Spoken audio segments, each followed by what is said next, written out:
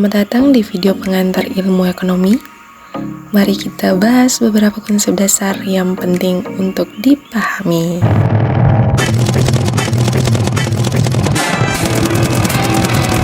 Jadi, kalau kita berbicara mengenai ilmu ekonomi, adalah studi tentang bagaimana sumber daya yang terbatas dapat digunakan untuk memenuhi kebutuhan manusia yang tidak terbatas. Ini melibatkan analisis produksi, distribusi, dan konsumsi barang dan jasa. Perjalanan kita dimulai di Yunani kuno, di mana Aristoteles mengajukan ide tentang pengelolaan rumah tangga atau oikonomia. Ini adalah awal dari apa yang kita kenal sebagai ekonomi. Ketika memasuki abad pertengahan, Thomas Aquinas mengembangkan teori harga adil dan menentang riba. Pemikirannya mempengaruhi ekonomi di Eropa selama berabad-abad.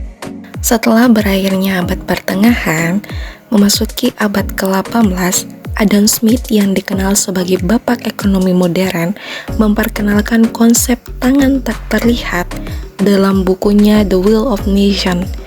Ia menjelaskan bagaimana pasar bekerja secara alami tanpa intervensi. Setelah Adam Smith, muncullah David Ricardo dengan keunggulan kooperatif. Dengan teorinya tentang keunggulan kooperatif, menegaskan bahwa negara-negara sebaiknya fokus pada produksi barang yang paling efisien mereka hasilkan dan berdagang untuk mendapatkan barang lainnya. Selanjutnya ada John Maynard Keynes dan ekonomi Keynesian. John Maynard Keynes dalam karya The General Theory mengajukan bahwa pemerintah perlu campur tangan dalam ekonomi untuk mencegah resesi dan pengangguran tinggi melalui kebijakan fiskal dan moneter. Berakhirnya Keynes, muncullah ekonomi neoklasis dari Milton Friedman, di mana pada abad ke-20 Milton Friedman menjadi tokoh utama dalam ekonomi moneteris, menekankan pentingnya pengendalian jumlah uang beredar untuk mengendalikan inflasi.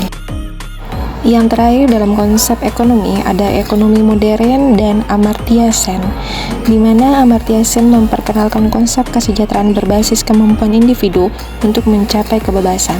Ini memperluas perspektif ekonomi tradisional tentang kesejahteraan dan pembangunan.